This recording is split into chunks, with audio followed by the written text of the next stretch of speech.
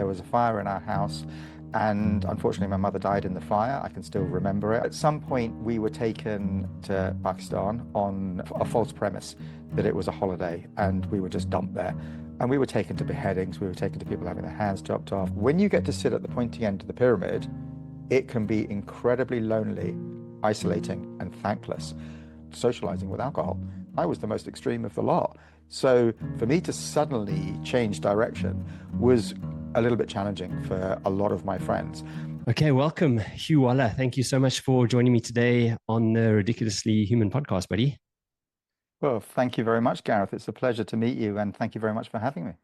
No, it's a pleasure. So I do a fair bit of research on guests, and I was looking at some previous photos of you, bud. And I must say, you are looking extremely healthy and in like amazing shape, if I do say so. Like, compared to, I guess, maybe when you were working in the corporate industry. So you now supporting, no, now you have this like nice shaved face and great physique. So yeah, congratulations, man.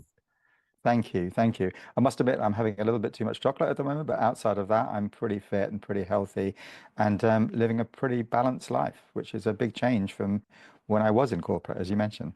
Yeah, for sure. So look, it's always kind of difficult sometimes to decide where to start a podcast, but I think your one actually starts really early on in your life. And I know that there was something tragic that happened to you when you were really young, and you lost a lot of your immediate family. I don't know if you mind just talking a little bit about that. Of course, yeah, yeah. I mean, the thing that I've learned through my life is that we all have a story, so it's never a competition. It's important to share, it's important to be open, and sometimes we can create barriers that, stop that connection. So, we're all very much shaped by our experiences as well. So, yeah, I did have a relatively traumatic, but also incredibly privileged childhood, and I'll elaborate on that.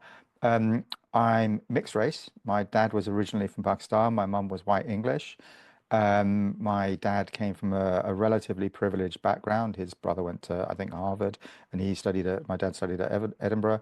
Um, and my grandmother from my English side used to be a cleaner in the local bus station. So quite different backgrounds. Um, so I have a twin brother, and I had an older brother as well. And we grew up in Essex, just outside London, on a relatively privileged background. We went to a posh little primary school where we had to wear shorts and a cap in the winter. Um, and that all came to an end pretty much at the age of 6, where there was a fire in our house. And unfortunately, my mother died in the fire. I can still remember it. I was there. It was obviously quite an extreme situation. Fortunately, my older brother wasn't there at the time. Otherwise, he would have passed away as well. My dad actually rescued us from the fire, and he'd actually broken both his legs and climbed back up and banged on our windows. And fortunately, he managed to smash the window and rescue me and my twin brother, and then passed out. And I can remember being in the ambulance and everything. And I remember him sort of screaming for my mum in the hospital. But essentially, that changed the course of our lives because he was in hospital for about a year.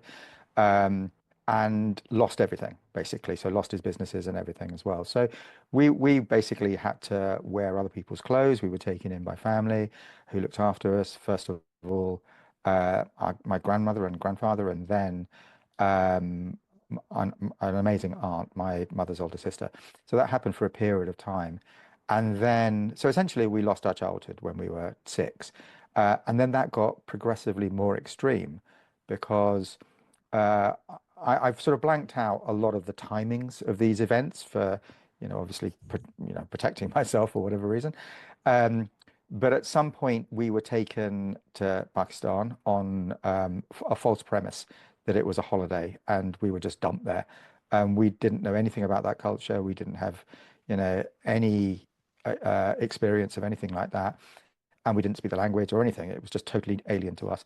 And then our dad sort of just left us there with family, his family, who we didn't know, and that was quite a traumatic experience, um, and not necessarily pleasant as well. And but what it did do was it exposed us to the world at an early stage. So we came from this relatively benign, sheltered background to all of a sudden being exposed to things like people trying to kidnap us and, deaths and crazy stuff going on and gangsters and just absolutely crazy stuff that at a very, very young age that we essentially learnt to deal with.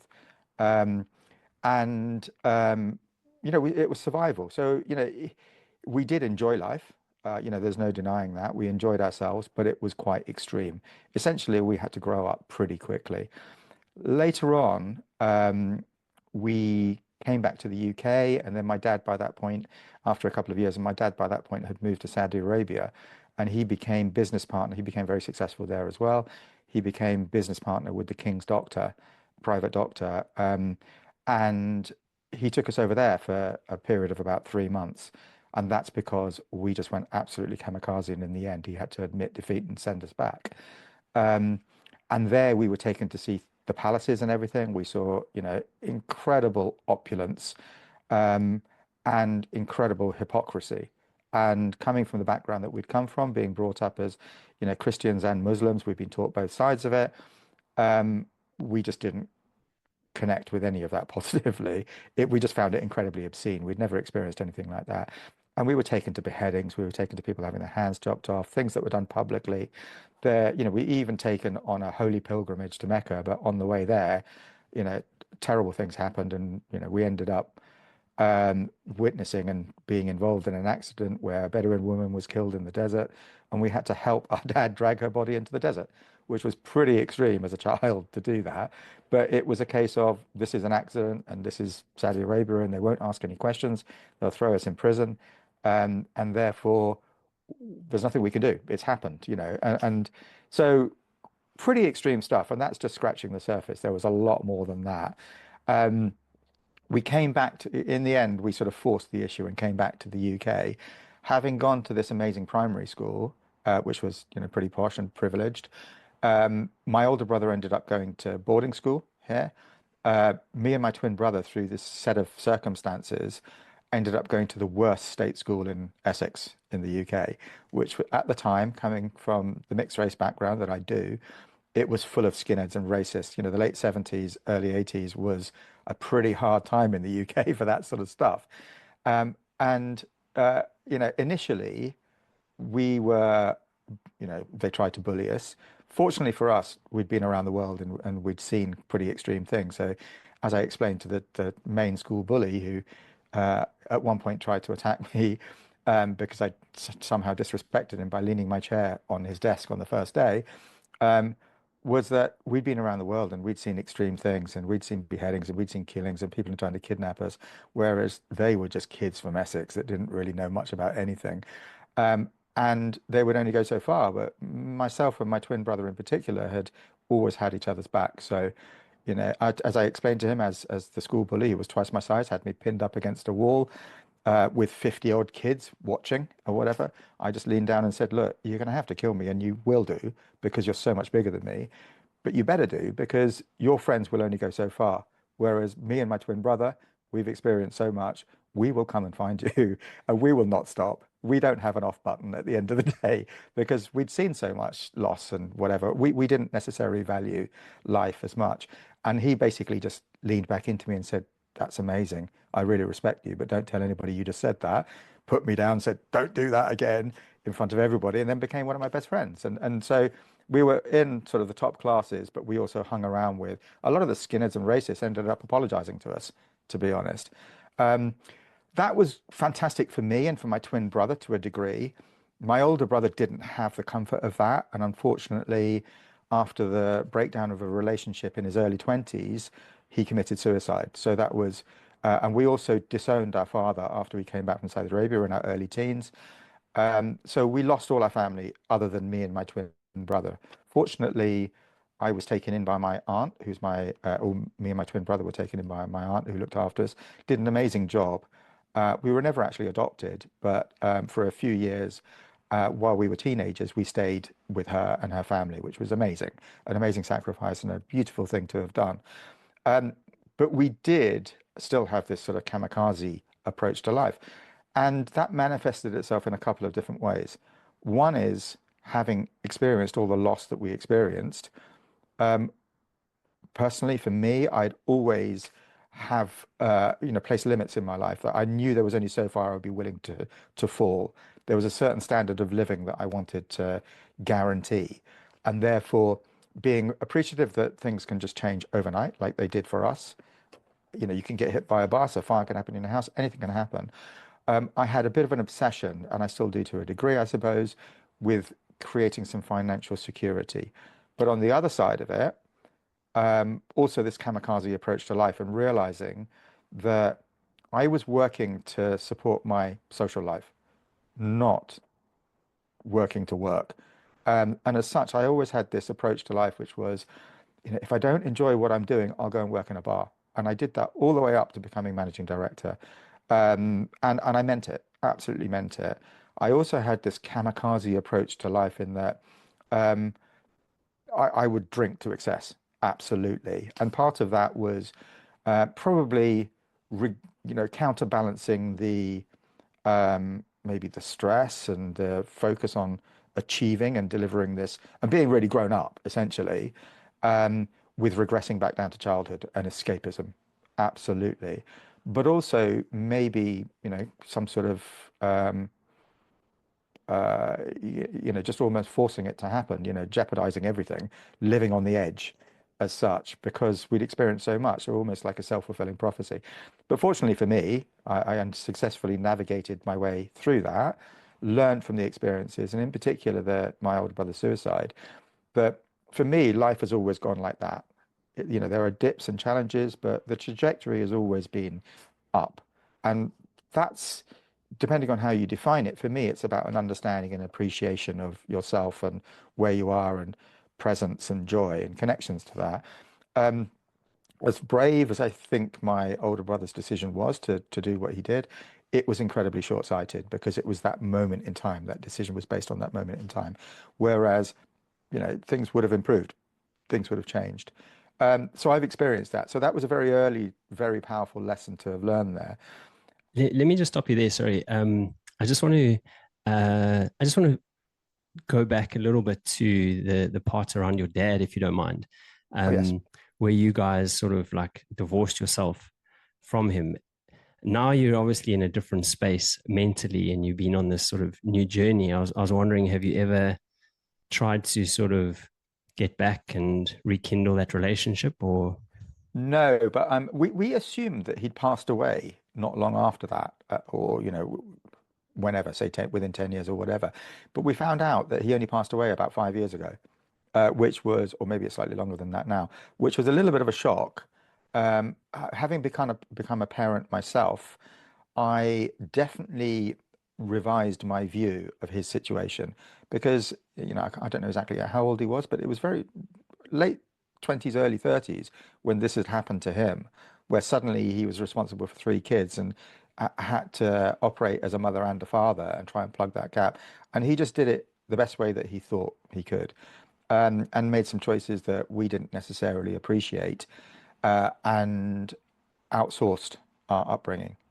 Um, and that absolutely had an impact on our view then, but I definitely revised that view later on. It didn't necessarily mean that I wanted to reach out because I'd also been um,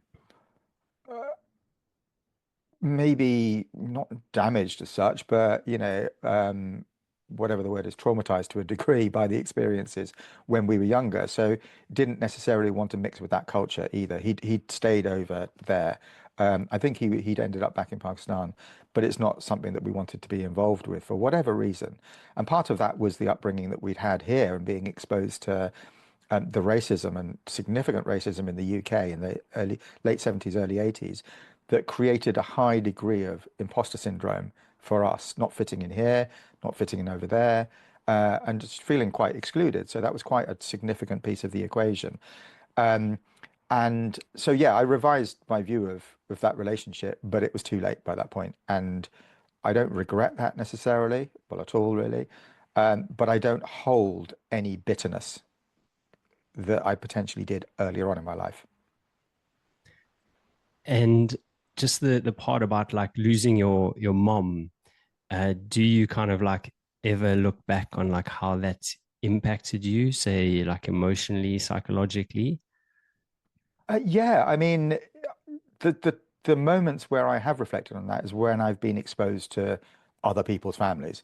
And a good example of that is my amazing wife, and I've got kids now, and she has and had a very strong relationship with her family. And to me, that was a revelation because I hadn't really experienced that.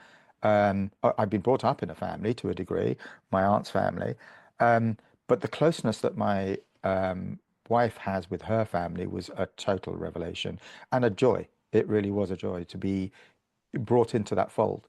Um, so yeah, we reflected on it. The way that we processed it as we were growing up prior to that was that we were almost in a fortunate position in that we'd got most of our loss out the way early on. And because we were kids, kids are very resilient and we just recovered from that. But obviously that wasn't strictly true because we were just suppressing things and, medicating, self-medicating through alcohol and whatever. Um, so, there was, and running away from, processing those things. So, yeah, it absolutely changed my view of family and relationships. Um, but I also, the flip side of it is I also feel incredibly privileged. I wouldn't be sitting here right now if those things hadn't happened. And I'm not saying they were good things, but you have to accept these things, and life throws multiple obstacles and challenges your way. But as the Stoics rightly say, every obstacle is a pathway to wisdom. And I've had some profound moments in my life, and one in particular, I think it was last June, where I was in the middle of an intense breath hold in a breathwork session, where I had this realization that I'd set myself some goals 4 years previously, and all three goals, and all three goals that were totally disconnected when I set them. Not only was I living that dream now of all of those goals, I'd smashed them, but they were all totally connected, and I had no idea that they were connected at the time when I set them.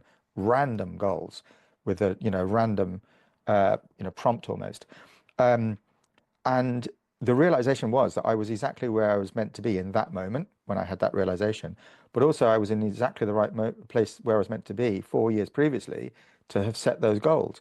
And therefore, I was exactly where I was meant to be all the way along the way. And it's the same in life. You're just exactly where you're meant to be. And it's about understanding that, being present, and then making sure that you're orienting in the right direction going forward. So, yeah, a lot of loss, but everybody has to go through loss. It's just timing. And do you think it's made you like a different father? Like you sort of, you want to offer your kids maybe what they missed out on? What you missed out on, sorry? 100%. 100%. Two things is being present and the financial security. They were sort of the obsessions. Now, the being present was ironic because I wasn't necessarily present because I was traveling a lot. And, I gave up alcohol 5 years ago, just over 5 years ago. And, even though I wasn't drinking in front of them all the time or anything like that, I wasn't, I wouldn't have called myself an alcoholic, but definitely had a problem because I was quite dependent on it for socializing and whatever. And I was kamikaze in that respect as well. That, I enjoyed partying and my whole lifestyle had revolved around partying and socializing and being taken out or being entertained. And, it was like an extension of college, especially being in the fashion industry and then in the design industry. It was just amazing, just going everywhere first class and staying in the best hotels and being taken out to parties and restaurants and whatever. It was just alcohol. It was everywhere. Um, so yeah, being present was what I thought I was doing and I intended to do until I gave up alcohol. And then it was just a dramatic change that you suddenly realize that you are present. Um, and there's a different level because there's no barrier between you and this interaction, for example. So yeah, yeah, Yeah. that's the answer, I think. So talking about I guess being busy and successful and stuff like that, you were the global CEO of one of the businesses that you worked for, and you wrote something which I just want to read out. You said, "I was CEO of a major global brand with a wife and two children, and I had everything. I was at the pinnacle of my profession, flying around the world first class and staying in fancy hotels, and I felt profoundly alone." And I think loneliness is something that actually a lot of people feel these days. I don't know if that's something that you found, but like, how did, what did that loneliness feel like for you? And I guess, how did you come out of it? Well, what I had done all the way through my life is I had surrounded myself with a friendship group that I felt replaced family. And that friendship group was underpinned by alcohol, I would say, and socializing. And um, the same thing with work. My work was very sociable. We'd go out all the time and everything, but I'd invested a lot emotionally into those connections. What I found, and what I find with pretty much 99.9% of the leaders that I speak to, CEOs, business owners, and whatever, is that when you get to sit at the pointy end of the pyramid, it can be incredibly lonely, isolating, and thankless. And the outside um, assumption is, okay, you live a life of privilege, and it is incredibly privileged, and you don't want to be ungrateful, but you just have to assume that it comes with the job, that you're on your own, because um, you can't necessarily show any weakness to the stakeholders, whether it's the board or the owners or whoever it is, because you've got to be the strong person. You're steering the ship. You can't, in a way that I could, as I was coming through the ranks, where even at C-suite executive level or whatever, you've got peers, and you can share your worries and concerns, however competitive that environment is. When you get to the lead role, you can't necessarily do that in every respect, because some of the decisions that you're making are either confidential for whatever reason, and you can't impart that insight to the whole team or the key lead, other people or whatever, or it impacts on their lives, and you've got the full weight of responsibility for the well-being of the business, the well-being of everybody within the business, and also for your family as well. And that's a lot of pressure. And for me, that was compounded with the fact that one of the businesses where I was CEO in particular was a globally recognized brand that had a lot of love towards it. You speak to any Japanese person, for example, about the Conran shop, they all know it. And so I didn't want to be the person. I was brought in, I was very fortunate that I was brought in to reinvent that brand on a global stage. And given a free rein, pretty much like I was at Urban Outfitters, which was incredible, curating a style of life. But it was a great weight of responsibility. I didn't want to be the person that killed that brand that so many people loved. Terence Conran was a genius, and he set up the Design Museum here in London.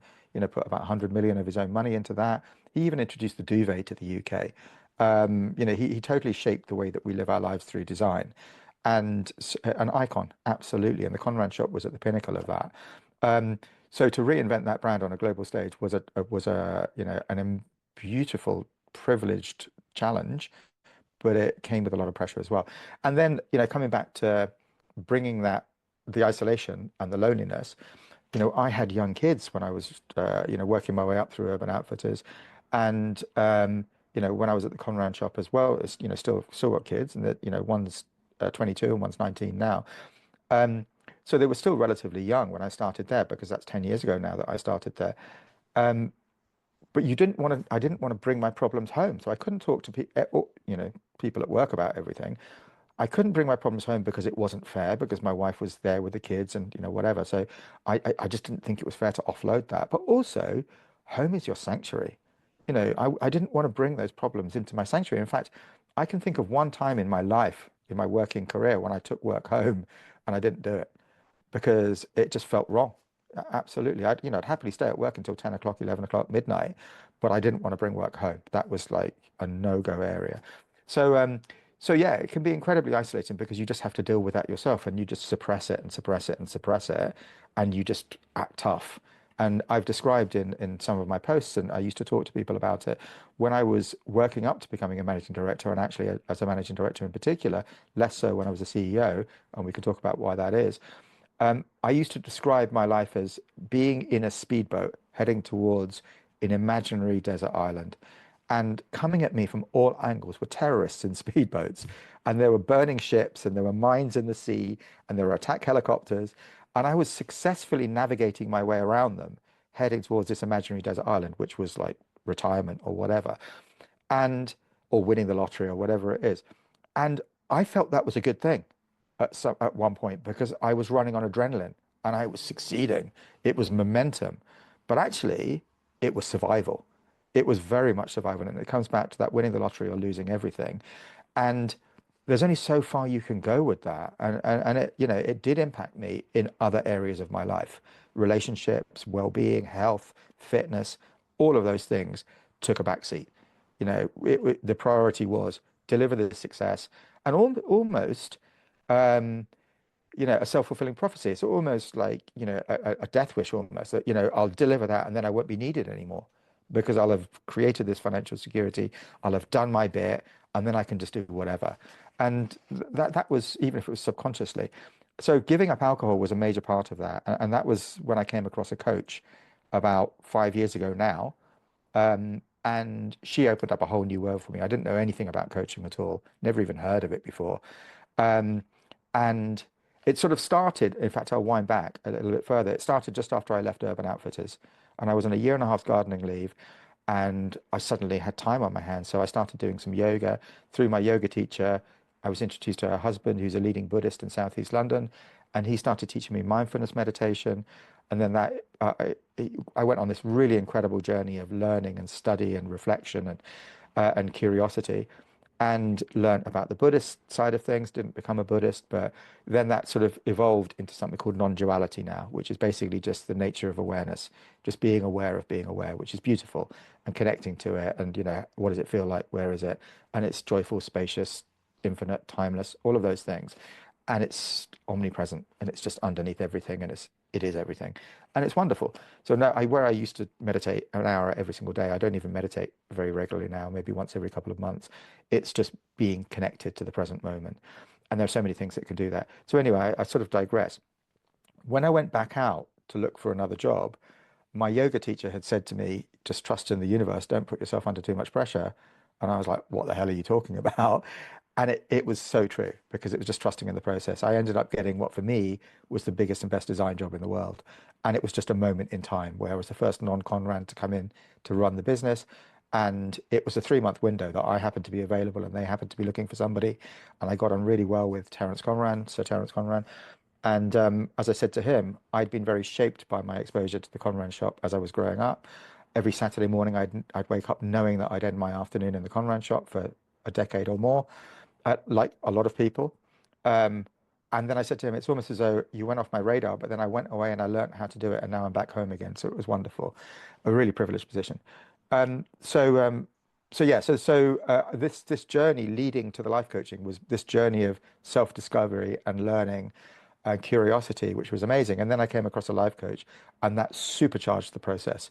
It was supercharged guided reflections, which was transformational. So I was 54 at the time. And she opened my mind to a few different concepts. The first one being Sorry, self-compassion. just before we go there, sorry, if you don't mind, because there's quite an important piece of information there that I think impacts a lot of people. Uh, the fact that you were sort of in this high powered job, um, really focused on success, money, and of course, like doing a great job, but almost losing sight of who you are and really kind of what life is. Why do you think so many people actually do that? And it's not necessarily just at the CEO level where you are. It's like, even guys say like working in investment banks, they they or whatever company, you know what I mean? Like they get so focused on the success and the money that they lose sight on living. And why do you think that happens? Uh, uh, Part of it is cultural. Absolutely. So whether that's the media, whether that's society, it's capitalism, full stop. That's what we're taught is that success equals money. Success equals material things. Um, so we're conditioned to believe that. And part of it is that it can become addictive as well. The more success that you have, the more money that you have, the more you can tend to want as well. And that's partially because of the addictive nature of it, or the adrenaline, or whatever it is that you get from it, short-term pleasure. Uh, but it's also some of the financial constraints or the shackles of success that you place around yourself, the golden handcuffs, whether it's, mortgages or school fees or cars or holidays, or just keeping up appearances.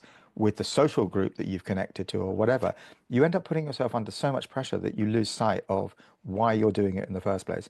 And one of the transformative books for me when I was started on this meditation journey was The Art of Happiness by the Dalai Lama. I don't know if you've read that book, Yeah. uh, which in essence, I could sum it up is that, if I said to you, you could have all the money in the world, all the success in the world, all the love in the world, all the chocolate in the world, whatever it is that you want, but none of those, all of those things would make you unhappy. You wouldn't want them because what Yeah. you're actually looking for is happiness. And as simple as that concept sounds, it was a light bulb moment for me because it was like, hold on a second. What I'm looking for is happiness.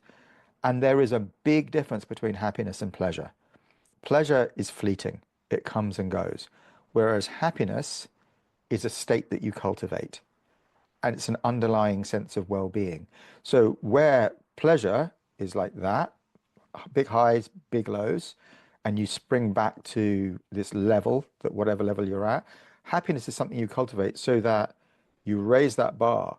And even if you don't have the extremes of highs and lows, you come back to this really beautiful level, which is consistent and it's always there. So yeah. How do you how do you cultivate happiness though? Because I mean, happiness is just a feeling. Like I think there's other things that are almost more important than actually worrying about happiness that will give you happiness, if you know what I mean. Like, what is your kind of theory on that? Well, the first thing is you used a really important word there, which is feeling. What's more important than feeling? No, nothing, I guess. Because there's no point in having the success if you don't feel successful. Yeah, It's no point having happiness if you don't feel happy. yeah. So it's about your mind is telling you fictional stories all the time, which is really interesting. And this is my self-reflections and study and curiosity, but then the guided reflections as well led me to understand that I'm not my thoughts, I'm not my feelings, I'm not my emotions, I'm not any of those things. um, and stripping away all of those things allowed me to connect to the only constant, which is the non-dual thing, which is there's, no subject object. You'll never find happiness in objective experience.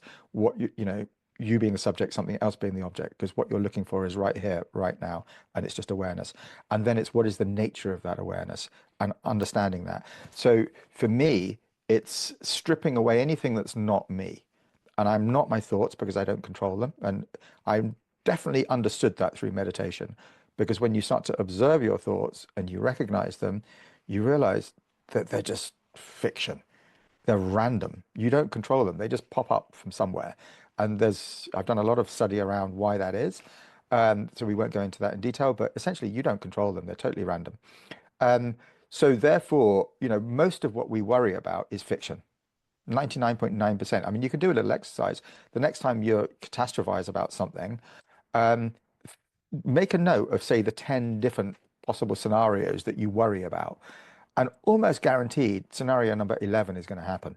You know, so you've wasted so much time worrying about these outcomes that are fiction. It's just a belief at the end of the day. You can't guarantee anything.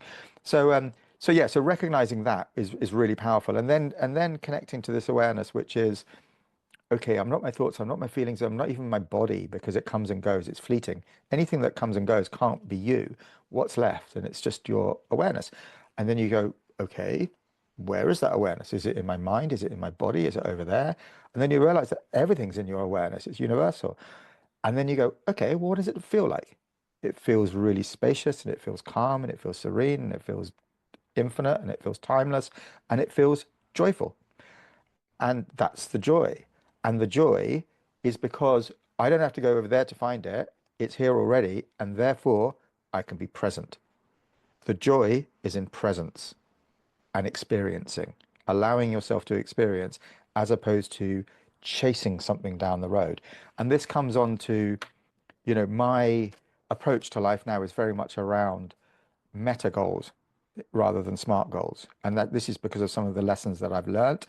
And one of the things I can definitely say through reflection is that the times that I've been successful have always been the times when I've leaned into what I've loved. So, for example, giving up working in the recruitment, taking an 80% pretty much pay cut, starting from the bottom, whoosh, I connected to flow. I connected to something that felt really right and it was just easy. Time stands still and it's just amazing. So, so connecting to that level of joy and realizing that your joy, when you stripped away all of those false things, is exactly the same as mine, is incredibly liberating. And it means that I can be present. I don't have to feel worried about being judged, which I probably, well, I was definitely. I used to hide behind my titles. It was incredibly liberating to give up those titles. I've just come from my local Lido swimming pool, outdoor pool. I don't know what people do. They're there in their swimming trunks and whatever, and you're just equal. It doesn't really matter. You're just chatting to everybody. I go for curries with my local shopkeepers. Likewise, I work for multiple billionaires. Wealth doesn't impress me. People impress me. Connection impresses me. So it's about being present. And that's why, coming back to the smart versus meta goals, I used to set smart goals all the time, and you just end up beating yourself up. Smart being specific, measurable, achievable, realistic, and timely. I'm going to run a 5K in 6 months' time and do it in under 20 minutes is a smart goal. It's not so smart, really, because actually you end up hating the training, you end up hating the whole process, you do it as a one-off or whatever. Whereas, I was on, um, we haven't talked about the goals that I set, but um, when I gave up alcohol 5 years ago, I started to run and I started to get fit, um, and I ended up running quite fast times and whatever. But through some of the experiences that I've had, I've given up focusing on the end result and much more about what do I want to get out of the process. And I'd lost sight of why I was running in the first place, which was to get fit. It wasn't to run a fast time because I'm never going to win the Olympics. That's just ego. And when you realize that you burn the same calories if you're running slowly as you're running fast, why hate it? Why not just enjoy the process? And you're likely to do it more often and you're likely to go further. And, it's a privilege to be able to do it. And then that means that I can be fit enough to climb mountains. I can be fit enough to do whatever, to live my life healthily. So it's reframing it to meta goals, but making sure that I'm just oriented in the right direction and enjoying every second of it, really. Yeah, I like that a lot. There's a few things there that I like to just sort of speak about. It's interesting when you said like the worries. Like you write down all your worries. I had this one guy on my podcast, Oscar Chalupsky. He's like struggled with cancer for a lot of his life, right? And he sees the world like in the most optimistic way I've ever experienced anybody. But he talks about worries, and he's like, whatever you're worrying about, right? He's like, go and sit in the bathroom, like sit on the toilet seat, close the door, and he's like, worry as much as you can, as like hard as you can, for as long as you can. And he's like, nothing happens. Like you don't sort out the worrying, like you achieve nothing, right? So, and I was like, exactly. Like, so what's the point in worrying then? Do you know what I mean? I was like, that's a cool way to think about it. But the other thing I'd like to talk a little bit about is happiness.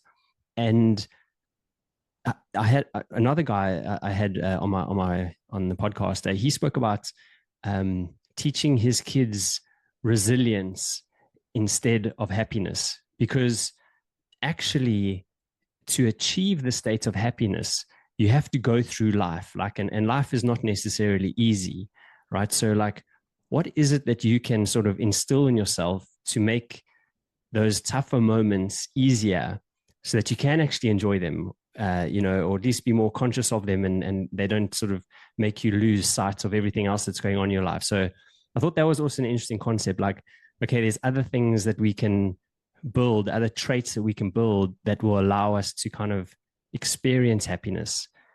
I And think then, that yeah, that's good, but there's a danger in that resilience. Resilience implies tension, whereas um, armor almost, um, and that can only last for so long. And there's a danger with that in the longer term, I would say. For me, it's much more about, and it's we talk about acceptance. But actually, I think it's about taking acceptance to another level completely. And in this journey that I've been on, and a lot of the study that I've done, something that I've come across is something called samsaras. I don't know if you've heard of samsaras.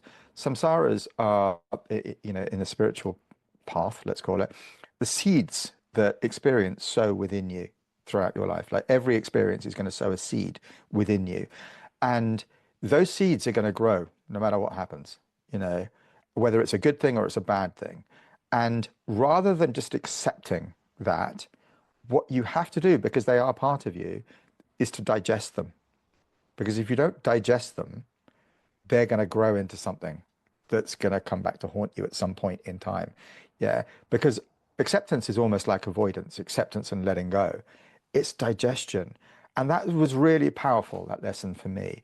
So, um, yeah, I think resilience up to a point is good, but we've got to understand that it's always about the narrative. It's always about the story that we're telling ourselves. So, you can go into, a good example here, and I hadn't ever used the term resilience in relation to this before, but it's a good example of how a resilient approach versus my approach would have made a marked difference for the worse, I would say. And I started off using resilience when I went back out to look for another job after having been, managing director and running, setting up Urban Outfitters in Europe. But I was there for 17 years. So when I went back out there, I hadn't networked with anybody other than to build the brand. I never accepted calls from executive search people or anything, headhunters or anything, because I wasn't interested. I was just interested in building a great brand. And so when I went back out there, I wasn't used to networking with corporate people, with these executive search people. I found it very, very alien, and I hated the process. I would, I can still feel the experience of going out into central London, getting on the tube, heading towards these meetings, thinking, God, I hate this, and I've got nothing in common with these people and whatever. And it was painful for them. I'd sit there for half an hour or an hour just talking through my CV. And it was like, that wasn't a nice experience. And I remember one of the most transformational meditations that I got into when I first started meditating and continued for a while is the loving kindness meditation, where you basically wish yourself well. You repeat this mantra, may I be well, may I be happy, may I be free from harm. And you say it to yourself, first of all, which feels really weird and false. And then you say it immediately to somebody 3 times. And then you say it to somebody that you love, like your daughter or your wife or whoever. And immediately you get these rushes of love. And then you say it to somebody that you're familiar with, but you don't know their name, like maybe the postman or a shopkeeper or something, but you know their face. And you're still feeling these rushes of love towards them. And then you say it to somebody you're having a conflict with. And that's really powerful because it's really difficult to feel negative feelings towards them. And, you can do it ultimately up to, Hitler or whoever, and you don't have to you don't have to like them, but, ultimately we can all love each other. Because we're all coming from the same place. And anyway, so I did that, and then you do it to all of you together, and then you do it to all humans, then you do it to all living beings in the universe, and it's incredibly powerful. And I noticed how over the course of time, my interactions with people were changing. And I even had some of my wife's friends say to me, "Oh, you're so much nicer now," and I'm like, "What was wrong with me before?" And but it was just I just noticed that my interactions seemed to change, and I was, because I was curious and because I was observant, um, and it makes common sense that if you walk into a room like that, say being resilient like that, you're going to have a pretty negative interaction. But if you walk into a room genuinely wishing people well and being open to the experiences, you're going to have a pretty good interaction on average. And that's exactly what happened to me. So I was sitting there doing one of these meditations, coming back to the job search, and I suddenly had this light bulb moment where I was like, why am I going and trying to convince them that I've got this amazing experience and whatever else, and going through this horrible, pain and whatever that they're not enjoying, I'm not enjoying, when they've got my CV in front of them, they know exactly what I've done. Why am I even talking about that stuff? So I changed it. I reframed it completely, coming back to the loving kindness meditation and the impact that a positive interaction had. And I just set myself one goal. And that goal was to whoever I met, just leave them with a smile on their face. That was it. So actually, ironically, the less I had in common with them and the more corporate they were, the more I enjoyed it because it was more of a challenge and it was beautiful. And within a couple of weeks, I got the Conran shop job and whatever. And it's just like crazy. It just opened up the universe for me completely. So I would say resilience can only take you so far.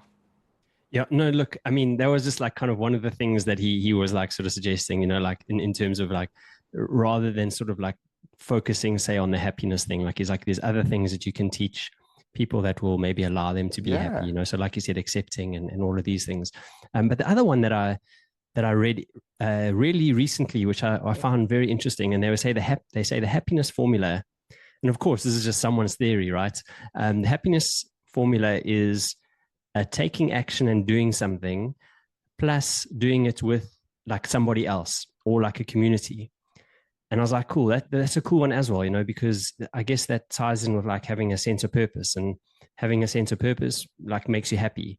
And especially doing it with other people, like I guess there's a lot of research out there now that like community is one of the most important things for us as humans, like, and loneliness is the opposite of that, which causes sadness, depression, people aging quickly, etc., etc. So yeah, I guess there's all different ways of looking at this, which is kind of like just why I love speaking to people, because you can often take the sort of the bits that resonate with you. They might not be the best bits, but they resonate with you. And that's what we all need to do, actually. We all need to find what works for us, if we are trying to live Totally our agree. best life.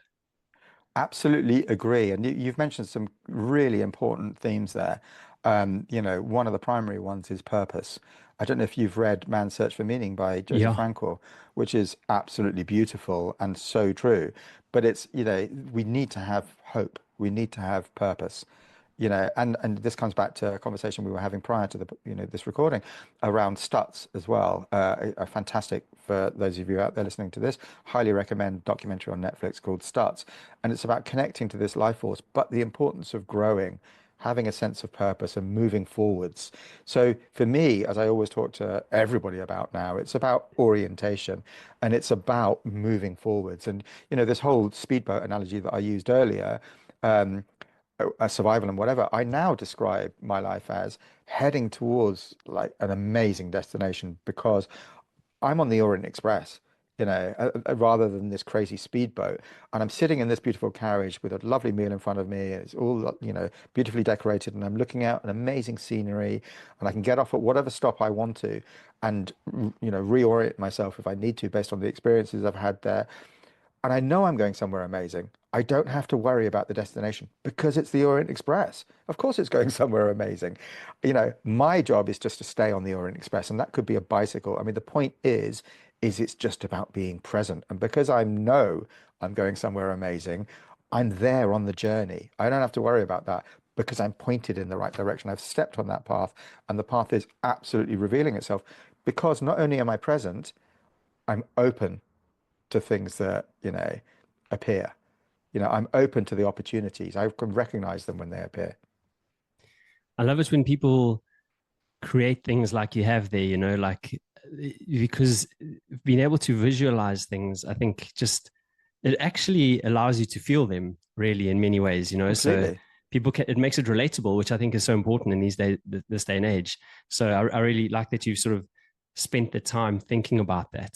Well, it's the Yeah. universe gave it to me actually. It's because I talk to my clients about ditching smart goals and focusing on meta goals because smart goals, as I say, can get you killed. You talk to a mountain climber about a smart goal and they'll be like, never set a smart goal because if you decide to go from A to B within a certain time frame, you're going to either overextend yourself if the conditions change or whatever, or you're not going to do it, and expose yourself to danger or die or whatever, or you're not going to achieve it and you'll see yourself as a failure. Why are you climbing the mountain in the first place? Because you want to enjoy it or whatever. So it's about enjoying it and growing and continuing to, move on that journey. Um, so um, so yeah, so I talk about orientation all the time because it's about stepping on that path and making sure you're just pointing in the right direction and continuing to grow. People that make like big changes in their life, like you, stopping drinking, okay, often that is not well received by, say, your drinking partners, your drinking buddies. Uh, I mean, I got my theory on it, but I would love to hear what your experience. Did you experience that? Like they're like, "What are you doing? What's wrong with you?" 100%. 100%. I mean, and I don't blame them because, I'd cultivated a friendship group that was revolved around socializing with alcohol. Absolutely. So, I brought that to the table and I was the most extreme of the lot. So, for me to suddenly change direction was a little bit challenging for a lot of my friends, or my friendship group. And the wider circle, but I also have to recognize that a lot of the people that were in that group weren't necessarily friends. There were people that helped create an opportunity for me to drink, and for them to drink. So when you remove that from the equation, you suddenly realize that you haven't got that much in common. The conversations that we have now, I met somebody for lunch yesterday, for example, and she'd given up drinking about a year ago, and we had the most beautiful conversation. And I said to her, we wouldn't have had this conversation if we'd met in the pub and we were both drinking. You end up just thinking about yourself, really, and shouting over each other or whatever it happens to be. But we just got so deep so quickly, and it's so beautiful, like this is absolutely. So you sort of realize that there's a whole other world out there. So you start off thinking that, God, I'm like on my own. And it is a little bit like that because you've surrounded yourself with those people. But then you start to realize that once you start to expose yourself and lean into growth in other areas of your life, there are whole other communities out there. And then the other thing that happens is that you inspire people. You lead by example. So, for example, one of my best friends from years ago, who was one of my drinking buddies, very much so, is coming to the Lake District with me in April. He wants to stay in my camper van and go exploring. My friend that unfortunately died, who was running a big, £1 billion property fund, he came a couple of years ago with me, and I took him out there because he, wanted to emulate my lifestyle and the way that I changed things and connected to nature. All of these crazy things that I'm doing now, I never did before. I never did any of that. I couldn't swim 5 years ago, and now I'm climbing mountains and going on expeditions and swimming in frozen lakes and all of these sorts of things. So this is inspiring other people. So you suddenly realize that there is another way. It's just the story we tell ourselves. I really like the inspiring part of it. And I think your like last, besides your whole life, but like, the last few years are very inspiring, especially for people in the same situation, and I think that your kamikaze side of you maybe sort of pushes that, a little bit, which is great. So I just want to read something here. You wrote, on the other side of discomfort is infinite joy. 5 years ago, I set myself three goals. First, there was no chance of failure. I chose to give up being a CEO and find some work that connects me to purpose, balance, and joy. I'm now very successfully doing that as a life purpose coach. Second, a physical one. At age 53, I chose to learn how to swim. That's amazing. And swim from island to island in Greece. Incredible. I love that. I've now achieved much more than swimming even further in an estuary in Devon and frozen lakes and rivers. Lastly, one to bring a smile to my face, I chose to dance in public without the need for copious amounts of alcohol. This was my final frontier. So, I mean, I've seen the dance. I love it. So well done, because you're putting yourself out there. And we were chatting at the start of this that like you have to lean into the discomfort, right? Yeah. Because otherwise you're just going to live a boring life. Uh, yeah, just not really enjoy it. Kind of wonder if there's anything else. So the only way to actually grow and to sort of be better and experience the adventure and joy of life is to push those boundaries. So firstly, like, well done, like it's very inspiring. Um, and I just want to find out a little bit more about the swimming, like especially the ice swimming, because I mean, that is actually crazy in many ways. Like, Well, yeah, I mean, depending on your perspective, it is crazy. I would have thought 5 years ago that it was crazy. Absolutely. As I say, I decided because I'd come across, I'd had some coaching and it just opened up my world to whatever. And I'll talk about quickly the reason why that is because two things that she introduced me to that were an absolute game changer. The first one was the concept of self-compassion. And we did an exercise that lasted about 15 minutes and it took the weight of everything off my shoulders, my whole life, everything, all the experiences I'd had, all of the narratives that I've created around imposter syndrome and perfectionism and all of that stuff, the need to fit in just went can completely. can you Um, explain like what did she do in particular for that 15 minutes? Or what did it's an she? exercise that I sometimes do with my clients. It's called the three chairs exercise, which is basically, you're sitting, you sit in a chair as the child, your child, as in when you were a child, so maybe age 8 or age 6 or whatever it is. And opposite you in another chair are your tormentors. And you throw as much at that child as possible. Just keep going, keep going, keep going until you've exhausted it. And you're just sitting there as the child, just like taking it all in, which can be quite triggering. And then the second stage of it is you, as that child, talk back to those tormentors and express how you feel. And that's really powerful. So, it's not my fault, you're making me feel really sad and, all of these sorts of things and whatever. And the third stage, which is the clincher, is you sit in a third seat and you are just an observer. You're you observing this interaction. And you then talk to yourself as a child. And what do you want to say? And invariably, what you say is, it wasn't your fault. I just want to hug you. And where for me, I regressed to this childhood state, and then there's me, the adult, two separate entities. What I've now realized is it's all one. I am that child and I am this adult. I'm just being, and I have permission to be whatever I want to be. And that was really, really beautiful and really liberating. So I could immediately shed the armor that I put around myself to protect myself, the resilience that I surrounded myself with, which was actually internally damaging, I would say. So resilience only goes so far, coming back to what I was saying. It's much more about accepting me and digesting those experiences appropriately and fully absorbing them because they absolutely shaped me. They happened, all of these things. But, I can, as the Stoics say, Epictetus, I think it was, that said that every obstacle is a pathway to wisdom. And it's just the stories that we tell ourselves. We can choose how we react to certain situations, how we interpret them. And therefore, I can just take the lessons from everything that's happened to me in life and deploy them appropriately.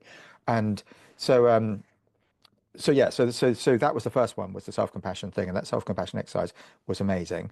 And just then I've explored it a lot, vulnerability and all of those things. I've done a lot of research around that for myself and with my clients, etc. So just I always said that I'd never become the dancing monkey on social media to try and sell my services, but you will see me. You've seen me dancing on social media now, on LinkedIn of all places, because I'm not trying to sell my services. It's just an expression of my being. And I came up with this phrase. I was on a retreat in Portugal in November, and one of the biggest things that came to me just one morning, I woke up after some amazing sessions, and this phrase just came into my head, and it was like a revelation, and it was being, not performance. Just being, not performance. So where I couldn't dance before because I was like freeze to the ground, performance anxiety and all of that stuff, it was like, that's because I'm trying to perform. I'm trying to impress, you know. But why isn't it just an expression of my being? And my being is joyful right now. So why can't I just express that? And it was something that we were talking about prior to this, but it's the importance of the body, and it starts with the body and exercise. And I think embodiment is so important. And you can do that through dance, for example. And it's something that I now incorporate into my coaching as well. But how do you want to feel? The retreat I went to in Portugal in November was amazing. It was my coach. I've got a coach as well. And it was to do with embodiment. And it was the four elements: fire, water, air, and earth. And each day would be a different theme.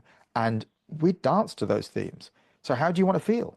You've heard the Superwoman or Superman pose, whatever it is. If you want to feel powerful before you go into a meeting or onto a stage, do it with dance. Listen to some like fiery music if you need fire in your life.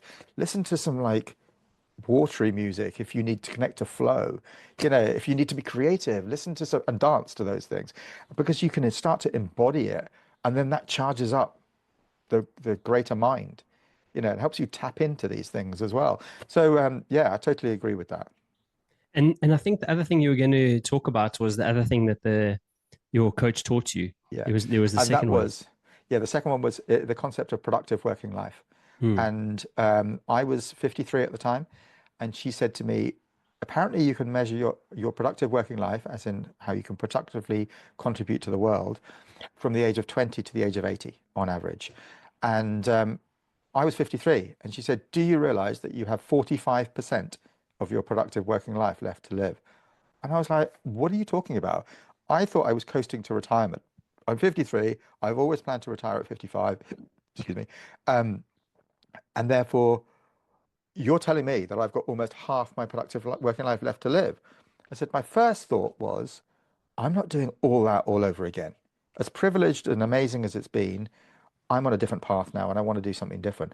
But the second realization, which was simultaneous, instantaneous, was if I've achieved all of that stuff in the first half of my productive working life, just imagine what I can do in the second half. And what that did was it took away the concept of time completely.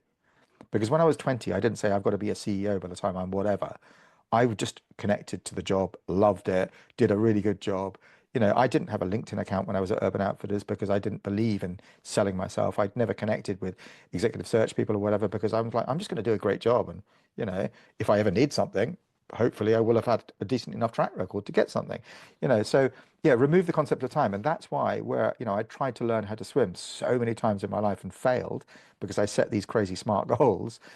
um, I took away the concept of time and I just set this audacious, as I called it at the time, and now I call them outrageous goals, and I'll probably change them to ludicrous goals. I set myself this goal because a friend of mine had swum from island to island in Greece, 5 kilometers. And I just told everybody that I was going to do that. I said, I'm going to swim from island to island in Greece. And they're like, well, you can't even swim. And I'm like, doesn't matter.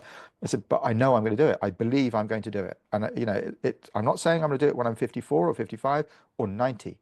I just know it's going to happen. And I'm going to do it at some point. And I'm going to connect to it. And I'm going to love the journey.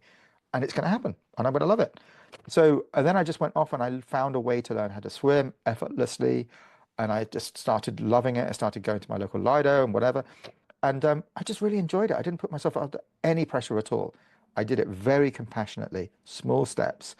And the thing I've discovered is that if you're loving the journey, you have no reason to stop at all. There's no limit as long as you're pointing in the right direction.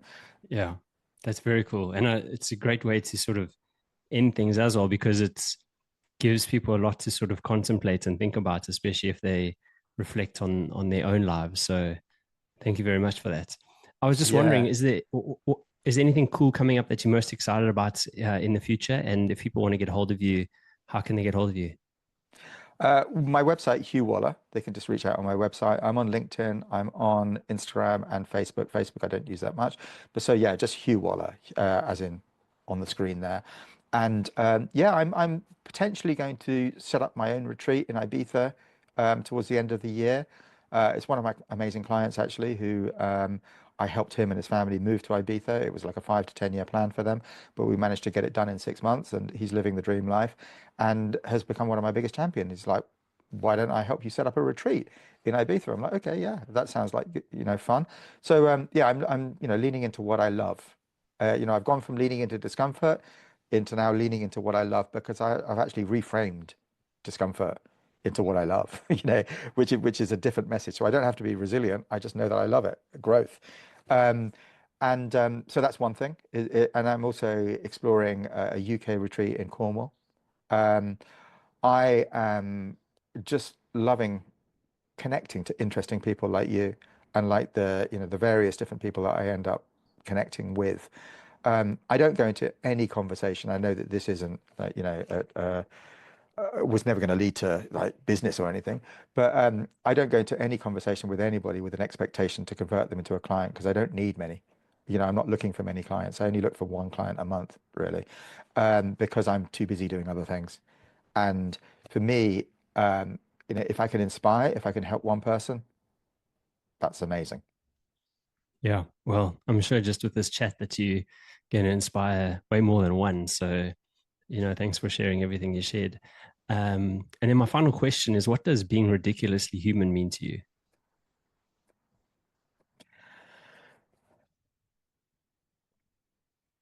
Accepting all of your everything about yourself as a human. Just like I said before, that I used to see myself now and myself as a child as two separate entities. It's all the same thing. It's all ridiculously human. And just accepting and loving of all of that, non-judgmental about being ridiculously human. It's a joy to be ridiculously human. Hugh, I just want to say like a massive thanks for coming on the show. Wow, when we started it and you started explaining your like early years, I was like, whoa, hang on, I haven't heard this anywhere or read it anywhere like in the research, and I'm like, hang on, I can take this podcast the way I kind of wanted it to go, or we can go down this complete other sort of path, which, I mean, we didn't. But yes, there's some incredible stories in there. And like, I reckon you talk about like not selling yourself, but I reckon talking more about those stories is what's also going to gravitate people towards you. Like, so I'd love because I read all your blog stories and stuff, and I think just hearing about those is what really kind of sort of encourages people to follow you and listen to you and stuff. So, but I mean, I just want to say thanks for the amazing conversation. You just have like a ton of knowledge and wisdom to share. And this is one of those podcasts that you just want to kind of go back. It's almost like a book you want to have on the sort of, the counter that you can kind of pick up every now and then and listen to a chapter. So thanks for sharing everything. And I just like wish you all the best in all your endeavors and hope you have a great rest of the day. Thank you, and likewise, it's been such a privilege. I've really enjoyed this conversation, as I did the little snippet of conversation that we had prior to the recording as well. So it's been fantastic connecting with you, and yeah, let's reconvene at some time, even offline. Awesome. Cheers, buddy.